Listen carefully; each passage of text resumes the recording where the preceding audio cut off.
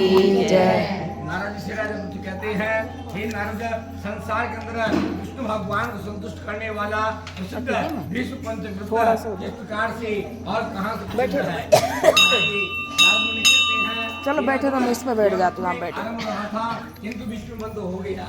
जो आपको इसमें विष्णु भगवान के द्वारा या फिर से आरंभ कर दिया गया। विष्णु भगवान जी ने विष्णु से प्रकार करने कहा था। विष्णु ने कहा कि इस प्रकार से वार्ता कब हुई और कृष्ण भगवान गंगा पुत्र विष्णु की कथा कैसी है। नारद मुनि वर्णन करते हैं कि पांडवों ने जब कृष्ण भगवान को अपना दूत बनाकर भेजा, तब कृष्ण भगवान ने बहुत प्रसन्न होकर कृष्ण भगवान का आदर पूर्वक आदर सत्कार किया। भगवान उच्च जाति, विद्वता, द्रव्य, संपत्ति, वीरता आदि नहीं होते, वे तो प्रेम के भूखे हैं।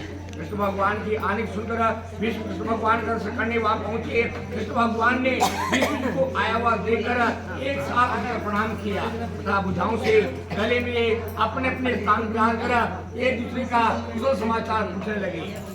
तत्पश्चात विष्णु कहते हैं, जिनकी भवों के प्यास से संसार रचना, पालन और नाश होता है, जिनको समझने में ब्रह्मांड देवता असमर्थ हैं, वह भगवान कृष्ण भगवान पांडव के दूत को बनकर आए हैं।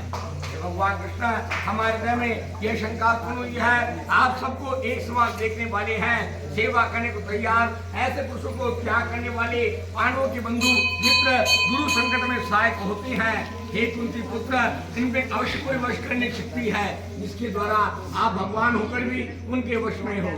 इसका क्या करना है कृपया बताइए। हे गंगे, इस प्रकार सुनकर कृष्ण भगवान कहने लगे, आप यह न पूछे, यह बात बताने की नहीं है। हम सदैव भक्ति के द्वारा वश में किए जाते हैं। हमने संसार के अंदर एक व्रत रखा है, जो मनुष्य उस व्रत को करते हैं वह संसार से मोक्ष प्राप्त कर लेते हैं। विष्णु जी कहते हैं कि भगवान उस धर्म को कहिए जिसके द्वारा आपको वश में किया जाता है। या तो आपकी भक्ति करने के लिए ऋषि मुनियों ने बहुत से व्रत को कहा है।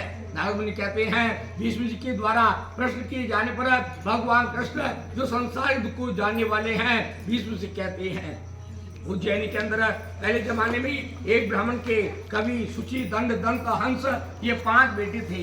किन्नर के समान स्वर्ण कार्य से करने वाले ये 5 पुत्रों ने राजा महाराजाओं को सभा में देश देशांतर में बहुत आनंद से बहुत सुंदर, यौवन प्रविष्ट, गंधर्व विद्या में निपुण तथा वेद विद्या में बहुत चतुर थे। 5 वे बड़े सुंदर थे।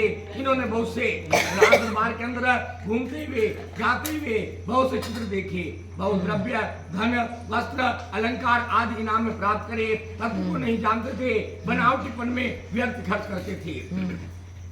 सुवीर नाम का राजा जो कि मथुरापुरी का था, इस समय वह उनके पास आए। उन सबने सुना कि राजा संगीतज्ञ है। उस राजा की सभा में उन्होंने देखना चाहा। संसार का अभाग्य है जहाँ पर कंस को समाप्त करने वाले भगवान कृष्ण खेला करते हैं, वहाँ के यमुना जल को नहीं पीते हैं। कृष्ण यमुना के जल को छूने मात्र से पाप पुण्य के रूप में बदल जाते हैं, जिस प्रकार कि लोहा पारस की छू जाने पर स्वर्ण बन जाता है। उन 5 ब्राह्मणों ने 4 दिन तक व्रतधारण किया, यमुना के जल में स्नान किया।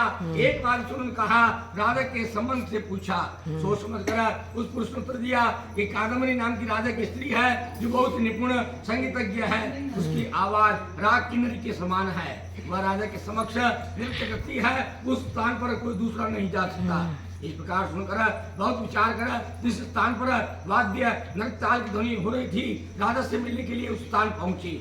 वहां पहुंचकर और बहुत ध्यान पूर्वक खड़े होकर ध्वनि को सुनकर के जो पुरुष राजा के निकटवर्ती था, उनसे कहने लगे, वो बड़े अफसोस की बात है, राजा कोई संगीतज्ञ नहीं रखता। वादी के अंदर नृत्य की शुद्धता नहीं है, वीणा के तार ढीले पड़ गई हैं, तार एक समान नहीं है। इतना सुनकर इसने राजा को जाकर यह सब बता दिया। राजा ने बात सुनकर कहा कि जाओ गुण और दोष की ज्ञाता ब्राह्मणों को बुला लाओ। राजा की आज्ञा को सुनकर वह पुरुष उनको बुला कर ले गया। कादम्बरी राजा जहाँ पर विद्यमान थी वहीं पर थी। ब्राह्मण पहुंच गए और राजा को आसन देते हुए आसनों पर विराजमान हुए। उन ब्राह्मणों को विशेष संगीतज्ञ जानकर रानी ने उत्तम प्रकार का नृत्य किया, जिसके गान और आलाप को बहुत सुंदर मानकर बैठी हुई सभा एकाग्र हो गई। जब चक्र के द्वारा रानी ने ताल दिया तो उन ब्राह्मणों के द्वारा वह बीच में रुक गई और उसने चक्र छोड़ दिया। इस तरह से कादम्बरी के गुणों और सौंदर्य को देखकर 5 संगीतज्ञ मुंह में पड़ गए। रानी कादम्बरी उनके गुणों का अवलोकन करके कामदेव के वशीभूत हो गई और आसन के द्वारा राजा के उठते ही अनिचा से ब्राह्मण विश्वा के बाहर आ गए। इस प्रकार से रानी कादम्बरी लज्जायमान होकर वीरा वेदना से बेचैन हो गई। रानी बहुत दुखित और राजा से भय मानती हुई अपनी राह को गई। तत्पश्चात गुप्त रूप से रानी ने अपनी सखी को भेजा। उस सखी ने जाकर रानी कादम्बरी का समाचार उन ब्राह्मणों को क्या सुनाने लगी। आप लोगों में से एक एक करके निर्जन स्थान पर अपनी विद्या दिखाना।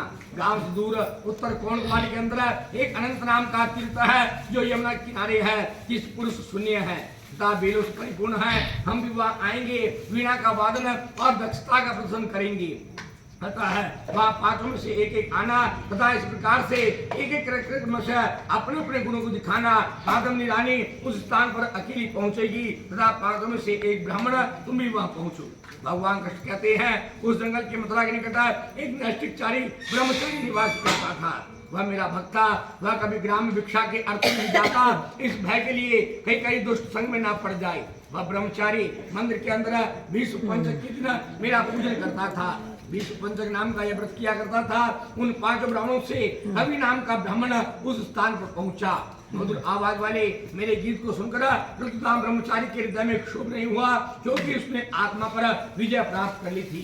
गोबर का आचरण करके उन मुनि को देखकर गोबर का आचरण किया। सुबह होते ही रानी कादम्बरी राजा घर पहुंची और 12 की तिथि में जब कवि नाम के ब्राह्मण गांव में आए तो सारे धन अलंकार को ब्राह्मण को देकर भक्ति करने चले गए। उस प्रकार से सुचि ने हमारी पूजा करी। तत्पश्चात कादम्बरी को आया देखकर इस प्रकार से सुचि ने उनका गीत सुना, नृत्य देखा। इस तरह गीत नृत्य आदि के द्वारा वह भक्ति उत्पन्न को प्राप्त हो गई। भक्ति पूर्वक मुनि के साथ 2 रात्रि में गौ के मूत्र का आचरण और ग्रहण किया। इस प्रकार से दावन को न जानते हुए उसके हृदय में क्षोभ नहीं हुआ। अब की नाचने और गाने के द्वारा इस प्रकार से अब चारों ओर से मन को नियंत्रित करके ईश्वर की पूजा में चला जाना चाहिए, यह कहकर वह भी चला गया। गौ के दूध का पान इसके दिन नामक ब्राह्मण के द्वारा दिए हुए तीर्थ स्थान को पाकर वह दान के द्रव्य को दे गया। अंत नाम के ब्राह्मण चतुर्दशी को और देखकर मन के इस तरह की कुछ दान करने के पश्चात भक्ति के साथ वह तीर्थ को चला गया। जो कोई पुरुष स्नान आदि करके आंवले के पेड़ के नीचे बैठकर कार्तिक मास में हमारी 5 दिन तक लगातार पूजन करता है वह समान फल प्राप्त करता है।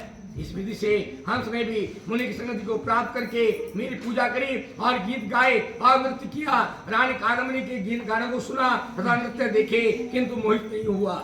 इस प्रकार से विष्णु भगवान के मंदिर में रानी कादम्बरी का जाना जब राज ने सुना तो उसका आना जाना बंद कर दिया। तत्पश्चात कादम्बरी कभी विष्णु भगवान के मंदिर में नहीं गई।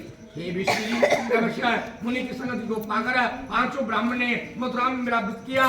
कादम्बरी इस प्रकार के व्रत पूजन के भाव से नृत्य और गान के भाव से द्रौपदी बनी और वह 5 ब्राह्मण पांडव बने तथा इस कारण से वंश हमारा बहुत अधिक प्रेम पांडवों से हुआ है।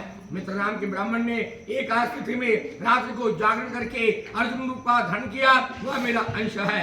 सुचि नाम के ब्राह्मण सहदेव दंत ने नकुल रूप धारण किया और दृढ़ नाम के बुरुपक्ष में भीमसेन थे। इस प्रकार से पांडवों ने त्याग किए। इनके जड़ के द्वारा वश में हम हैं और हमें अव्यय प्रदान करते हैं। सारे संसार का राज्य स्वर्ग लोक, व्रत लोक, विष्णु लोक और युगादि तिथि और मुक्ति आदि के प्रसन्नता पूर्वक हम उन्हें प्रदान करते हैं जो हमारी पूजा भक्ति योग के द्वारा करते हैं।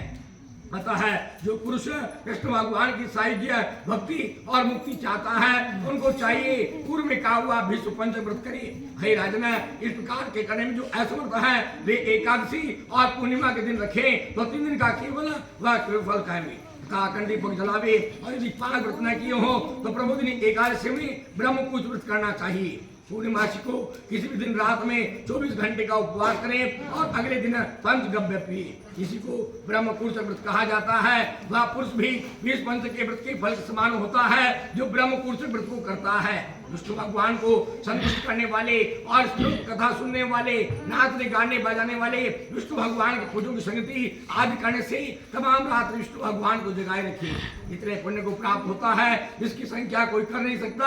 इस प्रकार के व्रत करके पीपल, तुलसी, आंवले की 16 प्रकार से पूजा करें। गन्ना, मूंगफली, दही, चावल आदि का दान करें।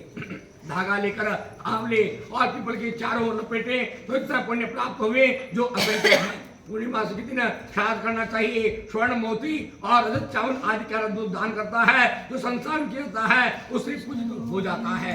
भीष्म दीपावली के द्वारा नेत्रपाल और देशाचार से जो मनुष्य मेरी भक्ति पूर्वक पूजा करता है वह अंततः मेरे परम पद को प्राप्त होता है।